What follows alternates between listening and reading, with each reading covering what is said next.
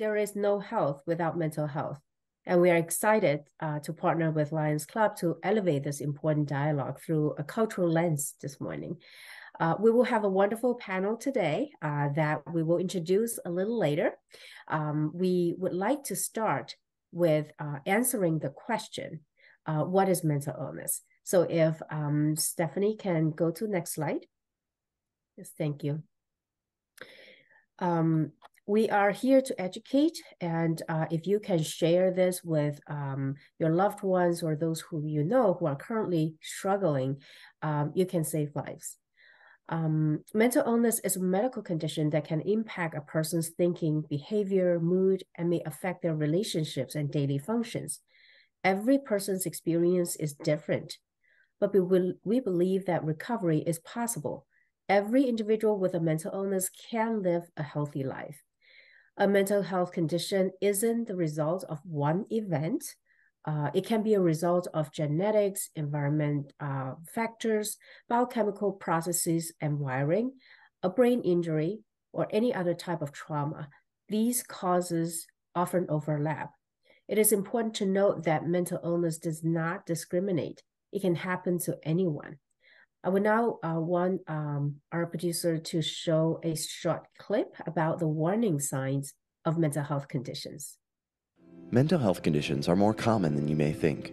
1 in 5 youth or young adults lives with a mental health condition. Do you know the warning signs?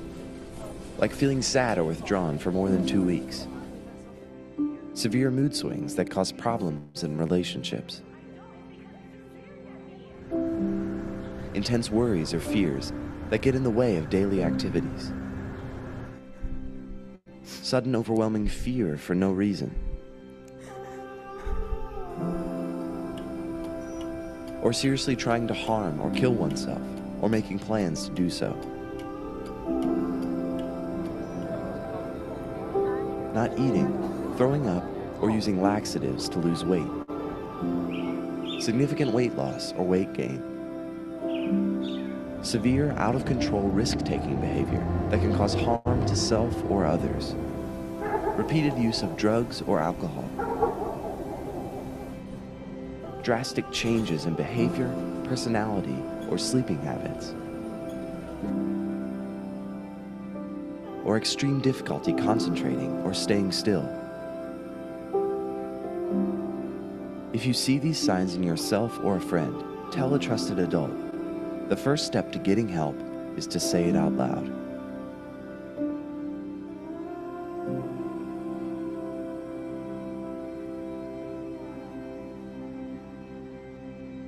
Thank you.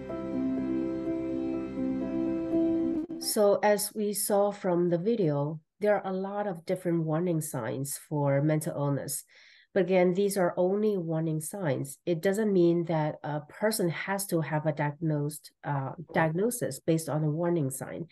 These are just signs that maybe some help is needed. Next slide, please. So here are some, actually next slide for the numbers. Yes, thank you. Here are some fast facts so that we know how prevalent mental illness is and how we can work to change some of those numbers later on in our webinar. Our tagline is always, you are not alone. So hopefully these numbers would really send that message to you or your friends or family members who may struggle right now. Next slide, please. So the next two slides actually shows how those numbers show up in the state of New Jersey. With over 9 million people here in New Jersey, we have over 1 million adult residents living with a mental health condition in their lifetime. That is more than 3 times the population of Newark. And next slide, please. On the other hand, here we also see that New Jerseyans struggle to get help that they need because of barriers like stigma, high cost of care, lack of health insurance, not enough mental health providers in their community, especially in rural areas, and generally an inadequate mental health system. Right now, I actually would like to cast another post So the post says, what is the average delay between the onset of mental illness symptoms and treatment? Do you know how many years it takes on average for an individual to start seeking help for their mental health conditions? So if you want to take a guess, yes, the hint is that it takes years. Okay, now here, some of you chose 3 years. So the answer is 11 years. And we know that this is shocking, but it is really the crux of the issue right now. That why we want to have this webinar is that this is one way to break down stigma. And we wanted to see how we can help in the areas that we can make changes. So now I wanted to show some resources in the next slide. So many people ask us, okay, so now we want to seek help. Where is help? So we post some resources here. Some of these are hotlines, really means that they're available 24/7. You can call them. 988 is 3 digits that you need to remember because this is the new number nationally to help people wherever they are in the state when they're experiencing a mental health or substance use crisis. You can also contact your county's designated screening center. I actually post a link that NAMI New Jersey has compiled for all the county's screening centers. Also, the second floor youth helpline is for youth between 10 and 24, I believe, and they can call or text 24/7. When people want to search for treatment providers, they don't call NAMI, but they can go on to these websites to look for treatment. Findtreatment.gov, findhelp.org is actually newer, but they're strengthening their database.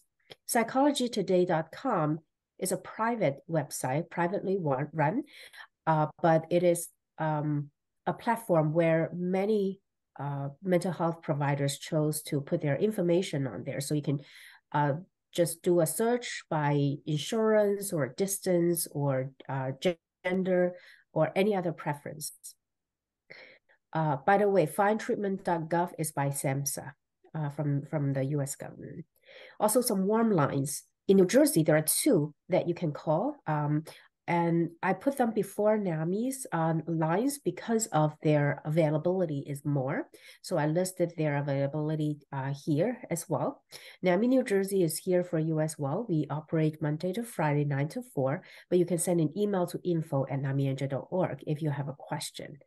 And NAMI Helpline is our national platform helpline. So we are open 10 to 10 Eastern time from Monday to Friday. So you can take a screenshot, and this is a resource that we hope to update as we go along. Next slide, please. Yes, so very quickly before I bring on the panel, how NAMI help. So you see this ring of bubbles. This is really a recovery-oriented system of care defined by SAMHSA. And you can see that a person in recovery will need all these bubbles to work together for recovery. And the green bubbles are the bubbles that we can refer you to, and the yellow bubbles are what we offer, the support, advocacy, and education programs. So you can go onto our website or call us for more information. Now, next slide. Yes, so here comes our focus today is our multicultural panel sharing. And next slide, we are going to see our panelists. So we welcome, if you can show your video. So Dr. Maria del Carmen Rodriguez, speaking from Hispanic Latina community. Then Melanie Walker, our Act Now statewide coordinator. And Ben Hu from our Chinese outreach program, Cam Hub, and he's up here. and Suba Balsetti. She is our Samhaj South Asian Mental Health Awareness in Jersey statewide coordinator. And I'm the moderator today. And supporting on chat, we also have Nelly Barrero, our Namienja on Espanol statewide coordinator, Hulue, Cam Hop statewide coordinator, as well as our marketing and communication manager as our producer and support, Stephanie Har. So without further ado, I would like to bring on the first panelist, Dr. Roger Gay. And we are going to have all our 4 panelists to share from their experience and their perspective 2 questions.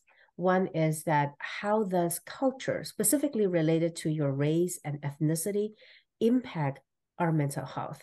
And the second question is, what strength of culture can we leverage in our mental health journey? So let's welcome our first panelist, Dr. Maria. Good morning, everybody. And thank you for the invitation to join you at this activity that I consider to be essential for the health of our people in New Jersey. Before I say anything, I'd like to pay tribute to the tribe of New Jersey that were the first settlers of this state. They are the Nantoqui Lenape, the Powhatan Lenape, and the Ramapo Lenape nations, because without them, we will not have New Jersey.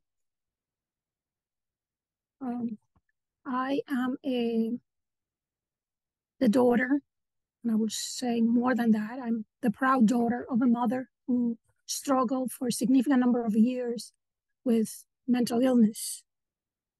My mother came from a background that contributed to this mental illness because there was a history of mental illness in the women that preceded her, especially her grandmother and mother. In addition to that legacy that I call the genetic burden, my mother suffered the loss of her mom when she was only 2 years old. And I was able to hear her express her grief for this incredible trauma that she had to endure, because that meant not only that she lost a mom, a very good mom, but also had to basically fend off for herself most of her life. And then the third, I would say, incredible burden that she had to deal with was the sexism that exists in our culture as Latinos. So when she started developing the symptoms of mental illness, I was about maybe 11. And it was one of the scariest phenomena to watch, because she went from being a complete, organized, competent, happy person to the opposite. Unable to concentrate, not able to sleep, very anxious, and very profoundly sad. And it took a significant amount of time for the providers to figure out what illness she had. So they were giving her medications that were not really helping her, until finally they came up to the agreement that she had bipolar illness. I asked one of my sisters to help me remind myself how many years it took for her to get the help she needed from the moment that she started having the symptoms. So my sister clarified for me that it took about 3 years for her to really get the help. And then the other piece that I'd like to share with you about that process of getting the help she needed is that it was not really her who said, "I'm ready." It was the entire family system taking the lead and bringing her to medical treatment.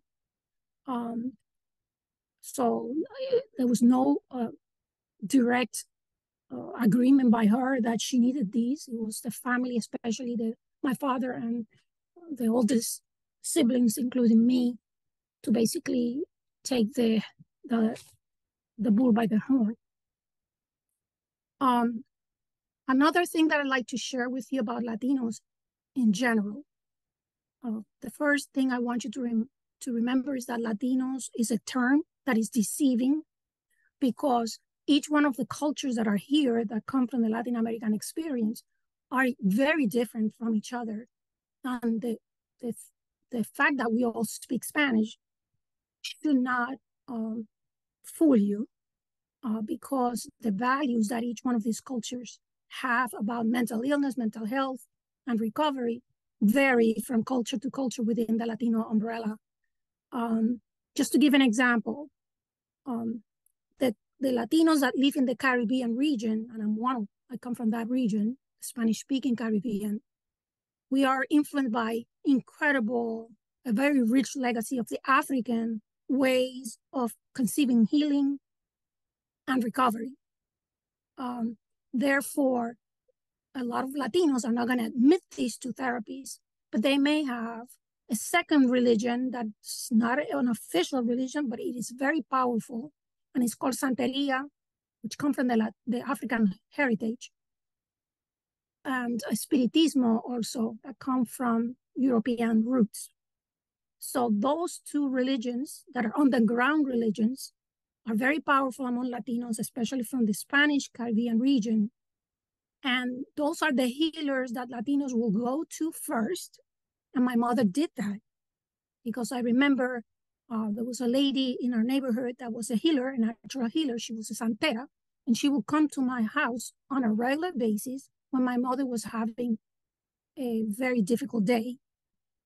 And she trusted her. It looked like she was able to calm her a little bit, and she had the idea that that was the way to go. Eventually, as the years progressed and the mental illness became unmanageable, that's when I told my father, we have tried all the natural healers, and it's obvious that this is not working well for my mom. And eventually she had to go for the first time, to a psychiatric hospitalization. So my recommendation to all of you in the call, and not only the panelists, but also the providers and the participants, is that when you work with Latino clients, you need to ask immediately from the go, what are all the healing systems that they believe in? Because if you don't do that, you're basically throwing darts like really not working with the whole system that is impacting that individual. So you want to have a wide perspective of what is it that they consider healing, who are the key players in that healing process that they are undergoing. And the more you do that, the more you're going to gain their trust and their compliance for the traditional European Western approaches to mental health and mental illness. And I'm convinced that not only this is going to help Latinos, but when I have studied that the alternative healing system of Latinos, this is my area of expertise in research.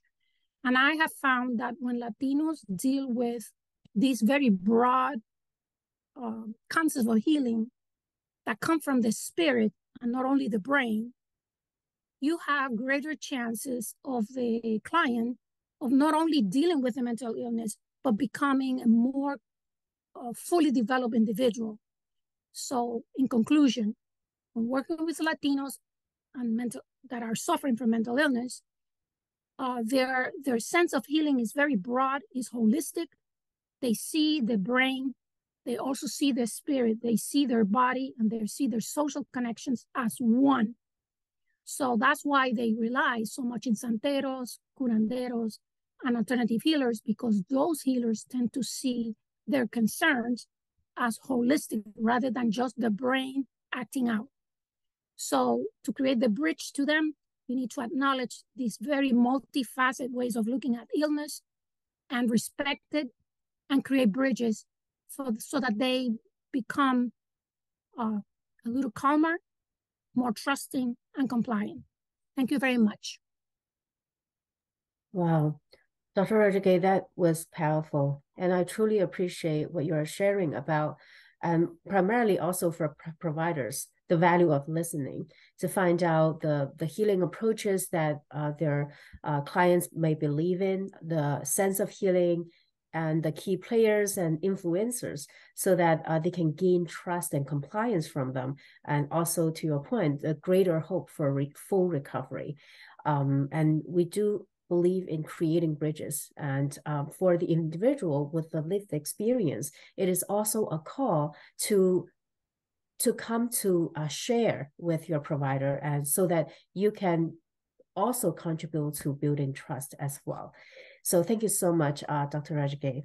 And I would like to invite next panelist, Melanie, who is our Act Now program coordinator. Melanie.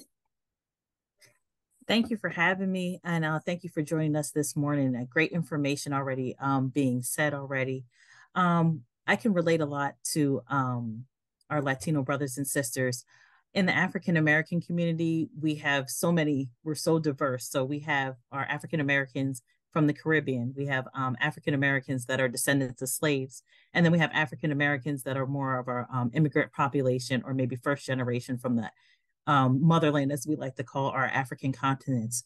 So basically, this is just a snapshot of what has been experienced. First of all, in the African American community, mental health wasn't really talked about. It was always like, there's our relative, and we kind of keep them off to the side. Oh, they're just having a bad day. Oh, they have a bad case of nerves. Or, oh, they're just depressed for like one day or something. So it was kind of downplayed a lot in the beginning.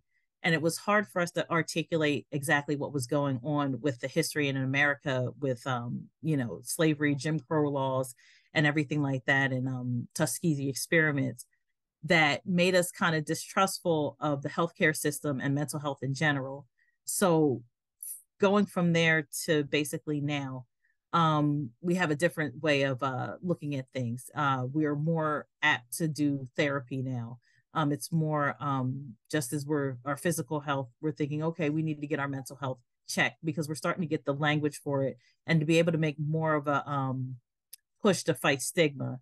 Before, we used to kind of be on the sidelines, kind of be in the dark a lot of times.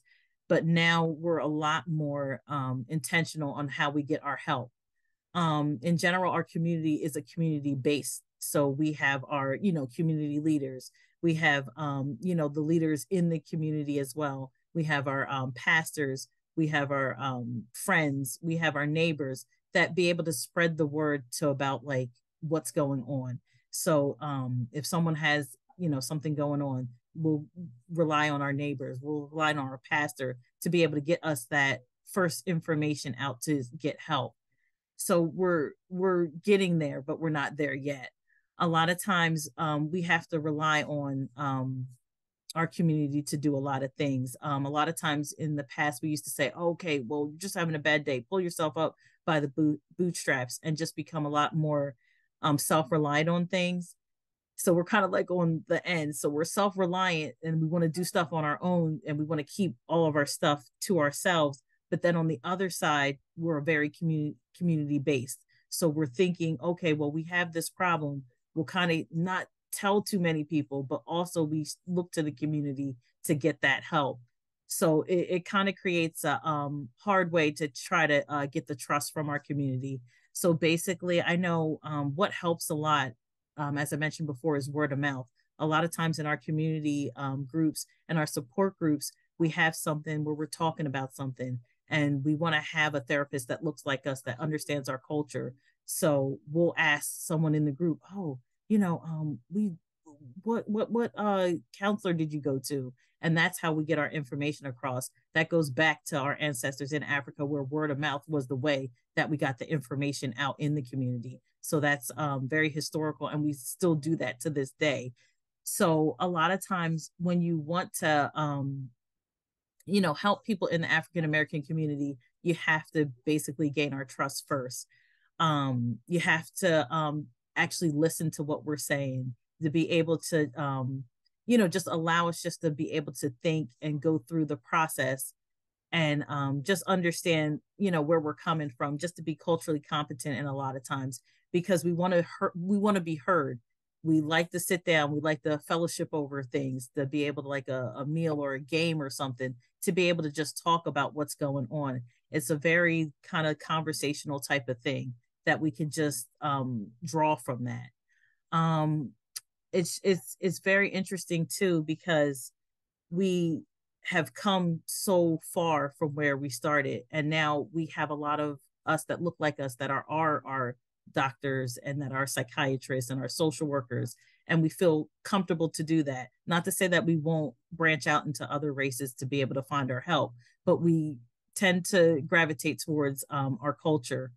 A lot of times what helps too is just learning the key people in the neighborhood that you could go to. Like I keep going back to the church. It is a very strong part of our community is the church. So we're always like, okay, we'll go to the pastor first, and then they'll be able to tell us, oh, okay, you know, a lot now with churches is that they're starting mental health ministries. So a lot of times we'll have, you know, everybody on the staff that's psychiatrists, psychologists, social workers and stuff that is going through the church that'll help us. A lot of times now they're having community fairs, and they'll have, you know, the people that are, you know, dealing with, you know, diabetes, heart disease, and then we'll start to have that mental health table. And then it's something that, you know, something as simple as having stuff out on the table to say, okay, you know, we have a brochure on that. Why don't you come over and talk? And a lot of times people will just come over. At first they're hesitant, but they'll come over and say, okay, you know, I'll pick up that information. And then you'll get that call later in the week. I was at your table. So a lot of times just starting to meet person, when we say in social work where they're at, that's where we meet them at. We meet them in the community. We meet them a lot of times at their places. Like a lot of jobs now are bringing in tables. So that kind of helps, you know, just spread the word a little bit more. I think when we talk about strengths in our community is, like I said before, we're very hardworking. We're very resilient. We've been through so much adversity, and we use that to strengthen us further. So when it comes to mental health, we realize that we struggle with things. And now, like I said before, we have the words to articulate what exactly is going on with us. And from there, we build on to, okay, now we know what's actually going on. It's not just we're sad. It's not just, you know, we're having a bad case of nerves, as they say. It's okay, we might actually have a mental illness. Okay, where do we go to get that help? And that's how we, you know, build on the strengths of that. And like I said, we're very community based. So we have to, when we reach out to us, we have to just make sure we know who are the key players in our neighborhood, in our churches, in our schools, to be able to help facilitate getting that help. Knowing who is culturally competent, people that are African American with the background to be able to help us. So that's where we can go. We have a strong sense of community, and that's where you can start to kind of help us out.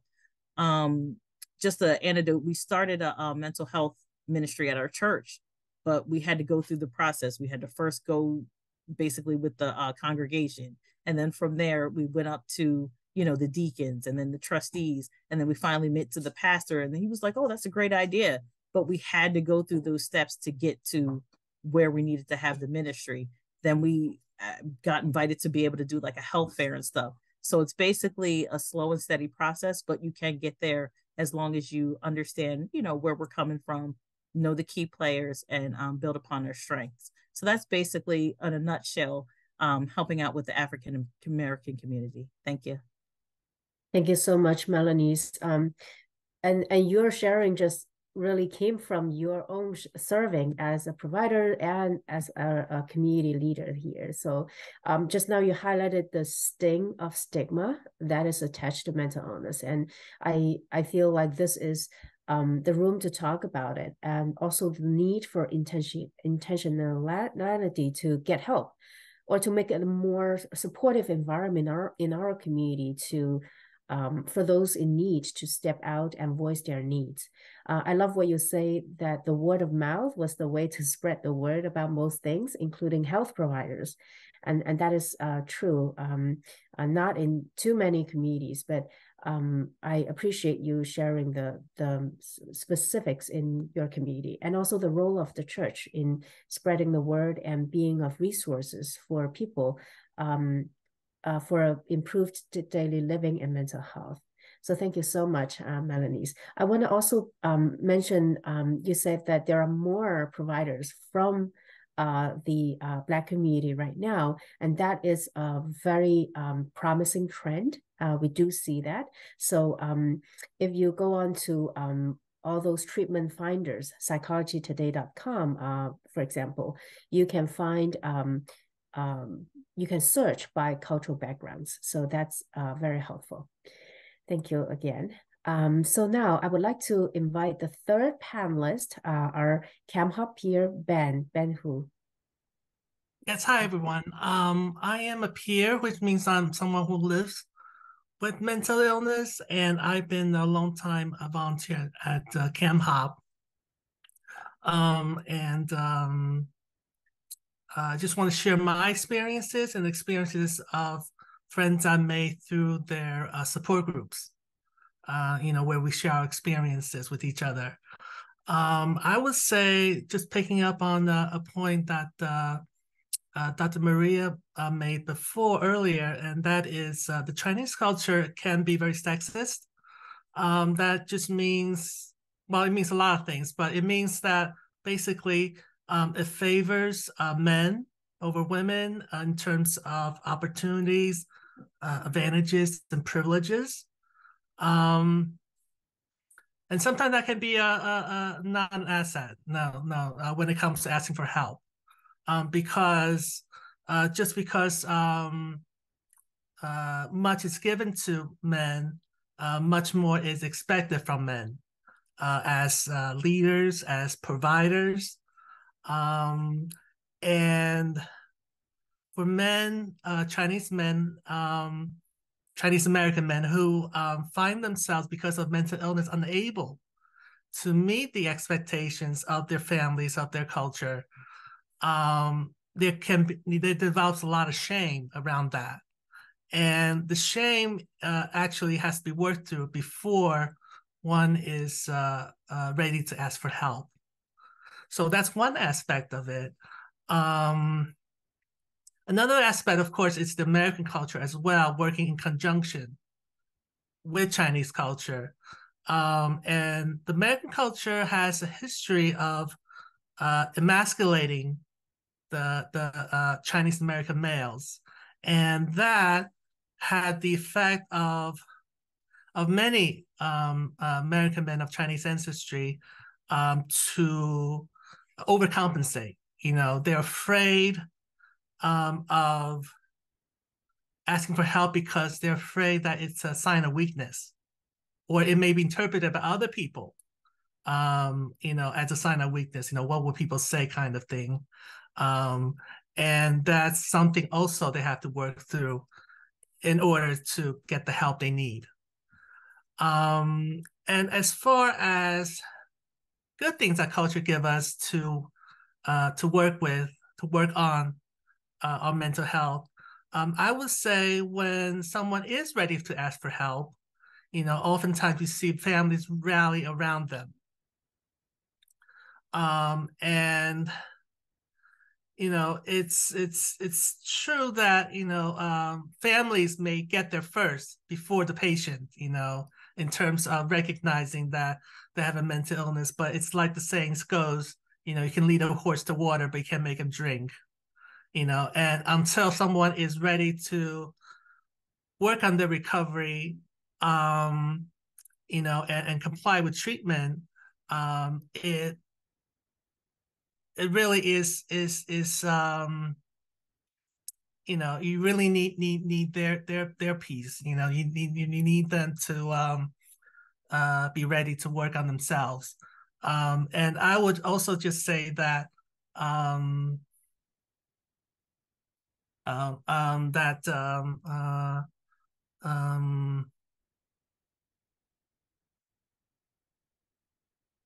that it's when they're ready to ask for help, that no one heals alone, and the family really, as a family-centered culture, Chinese culture, can and does, ready to accompany the patient on their journey to recovery. Thank you. Thank you so much, Ben. Every time you spoke, we were inspired, and same today. Thank you so much. And you truly have highlighted shame as a sign of weakness, and also the view of being a man is a non-asset in terms of seeking help. Thank you for bringing that up. That's very important viewpoint. And also the intersectionality between American and Chinese cultures would lead to challenges like overcompensating, like you mentioned. And I truly appreciate you mentioned the family support being a leverage, but also it's also a call for family members and friends to really seek to work together with the individual to build trust and to empower their loved ones to seek help themselves, and being patient with them when they're ready or not ready. And I want to say that Ben is actually the author of this famous line that recovery is a personal choice, but no one heals alone. So we truly appreciate you, Ben. So last, I would like to invite our last panelist, Subha Polisetti from our Samaj program. Thank you, Maggie. I want to thank the Lions Club for bringing this panel together with NAMI, New Jersey. Mental health is a very, very taboo subject, especially in the South Asian communities. And I'm really grateful to be here with you all to share my thoughts and experiences. As Maggie introduced me, I'm Subha Polisetti, and I'm the statewide coordinator for NAMI, New Jersey's multicultural program, SAMHAD, South Asian Mental Health Awareness in Jersey. And I'm also a family support group facilitator, state trainer, and also Ending the Silence presenter for families as well as students. And I'm also a parent advocate working with many other disability advocates to improve lives for everyone, lives of everyone. As a family, we host medical students from Rutgers as part of their seminar on family-centered care and developmental disabilities. So I'm coming in different directions. So that's what I want to express here. So, and also I'm here because of my son, who is an artist, loves music, and working on becoming a digital artist, cartoonist, and our encyclopedia of art. He was born with a complex congenital heart defect, and he's also on autism spectrum, has intellectual and developmental disabilities, and mental health challenges. And during our 23 years of journey, we saw how South Asian community looks at physical health conditions and mental health conditions, and also the stigma and taboo behind mental illness. So I am going to share some of my experiences here, and also some of the experiences from other family members and individuals from support groups.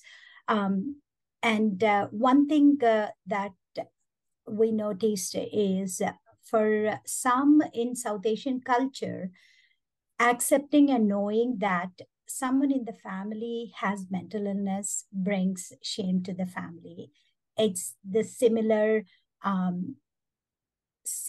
thinking that Ben was mentioning when he was talking about. And also some look at it as a sign of weakness. And there is this general societal pressure to show how successful and strong one is, which actually acts as a counter to get help and raise hand that somebody needs support and help. And some in South Asian culture believe in bad karma from previous life, not even this life. I'm talking about previous life or lives. So that they are going through in this life.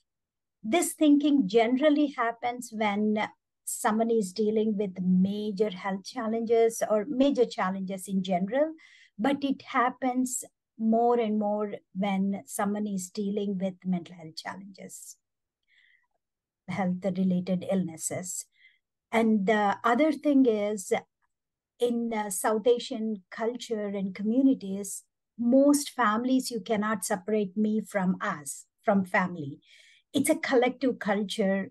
So because of the stigma around mental illness and the beliefs associated with it, what happens is families tries to keep it as a secretive because of the fear of isolation. And some are even afraid that their other adult children may not get life partners. So these are all some of the beliefs, and mainly because of the stigma and taboo associated with it. If someone knows about my family member having mental illness, then maybe other one may not get a life partner. So those are certain things.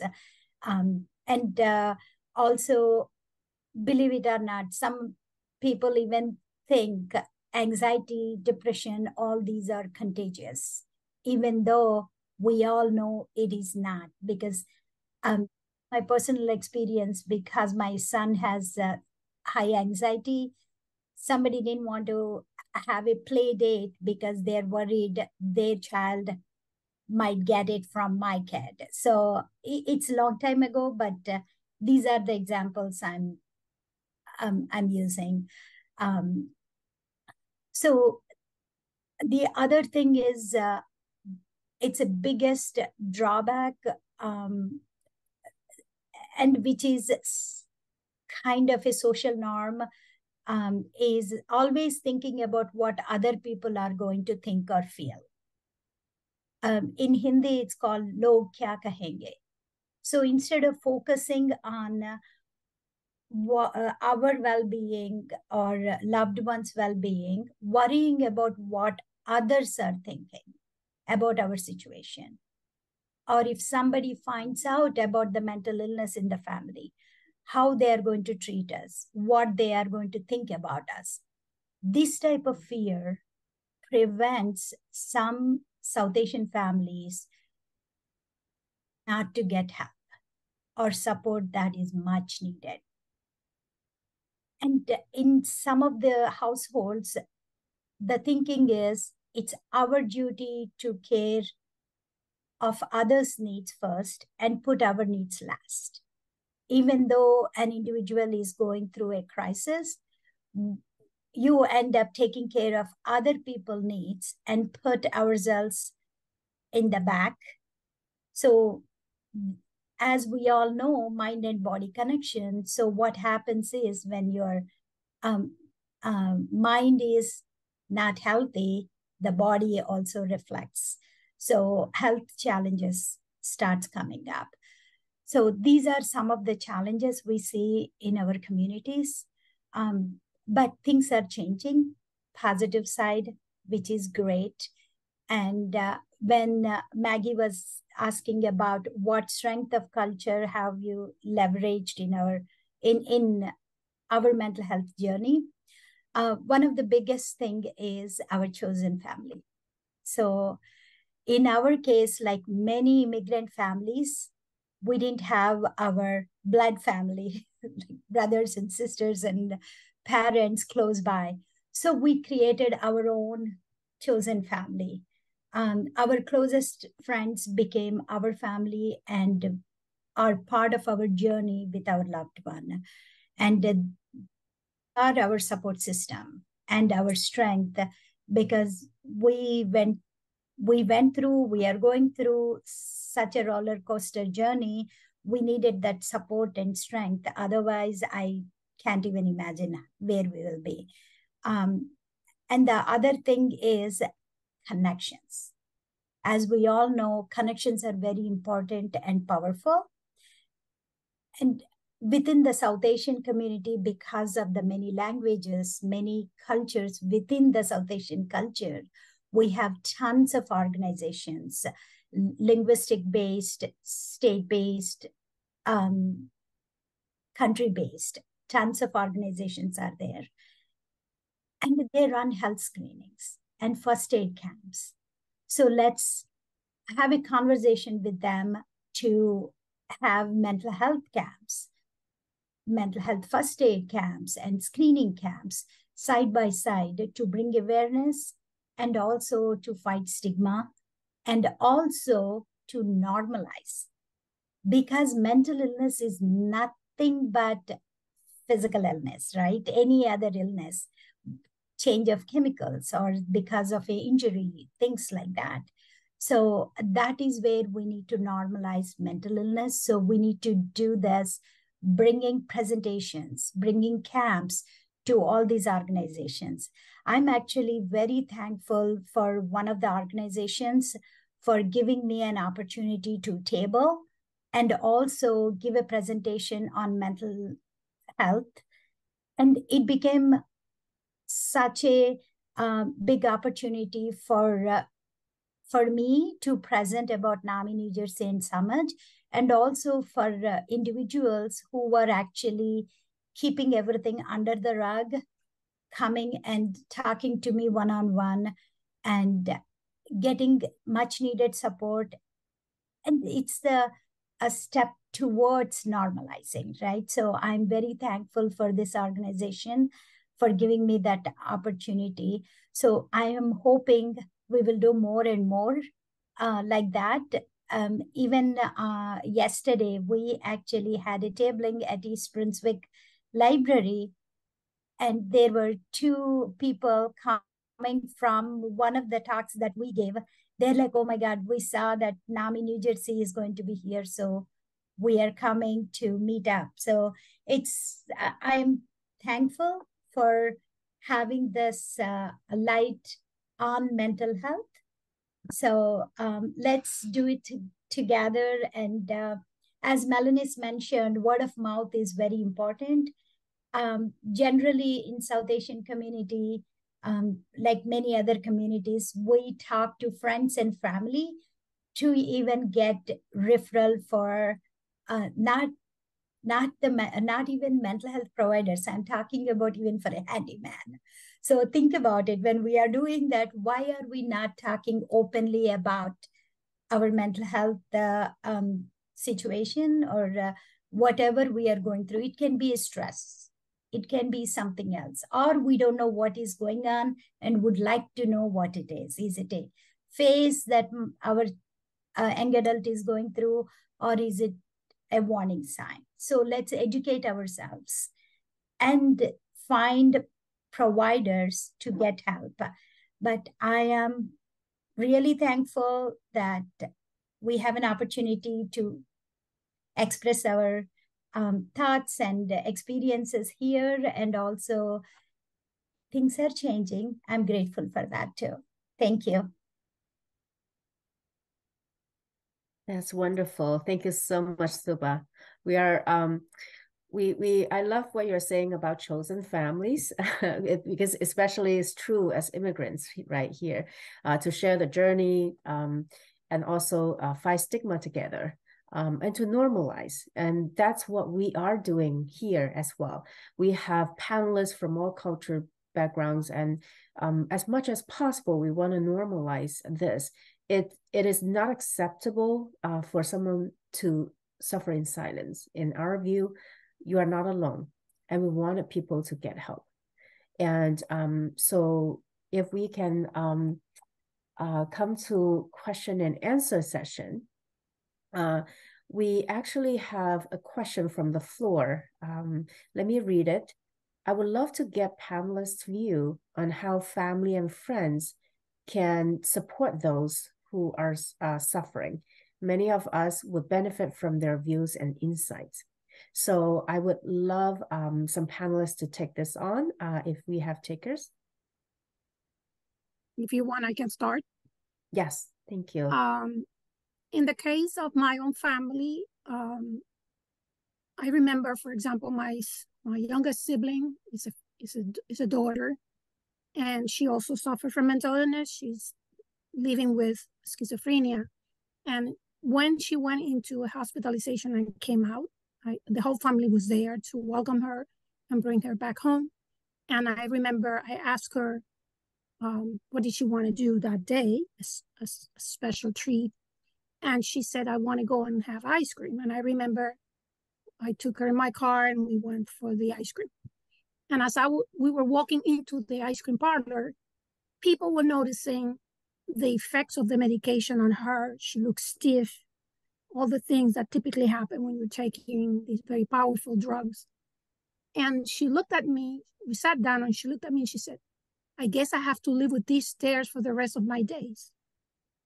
And I felt a tremendous sense of pain because it's my baby sister who's going through this. And I breathed, I took a moment to breathe, and I said to her, well, what they see is the fact that you have these symptoms, but what they don't see is that to me, you're a superhero.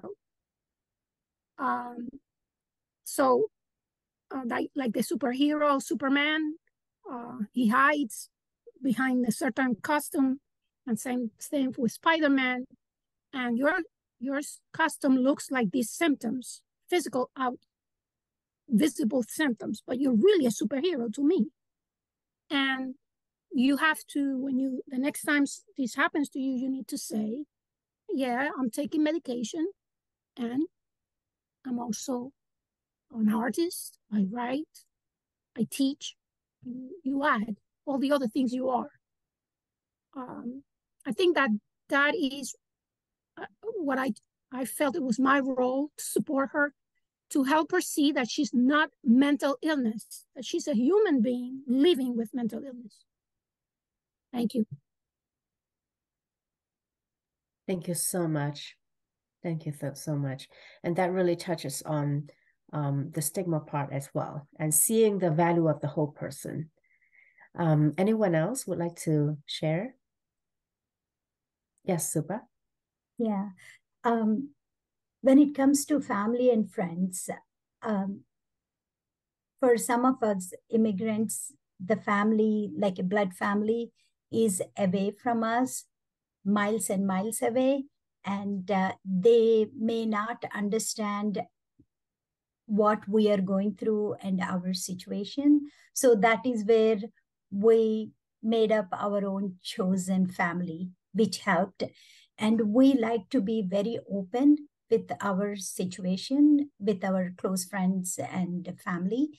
And we are, when a situation comes where people are looking at my son, as Dr. Maria said, they're our superheroes, right? I actually go talk to the individuals directly. I ask them, so what are you finding here? Because my son likes to wear headphones because he has sensory challenges also with the sounds and all. When we are at a gathering or visiting a religious place or things like that, he wears headphones and he walks around. And I did have people asking me, why is he wearing headphones and listening to music? I'm like, thank you for asking. He has sensory issues. So he is walking around. He's not disturbing anybody. He's not stopping anyone. He's minding his own business and he is walking away from everyone. Then what is bothering you? And instead of you focusing on what you are supposed to, you are actually disturbing everybody by making these comments and all.